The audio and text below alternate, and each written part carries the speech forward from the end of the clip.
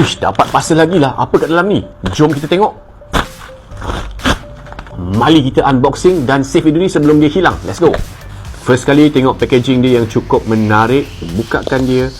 Kemudian ini adalah cara kita keluarkan kotak dia. Wow, kita pusing ke sini dan wow, this is it.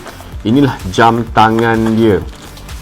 Smartwatch Oppo Band 2. Ia tak ada button langsung dan semuanya adalah berfungsi secara touch sahaja. Sini kita ada charger dia. Dan macam mana kita nak buat charging adalah smart juga jam tangan ni kan. Tak besar, kecil sahaja.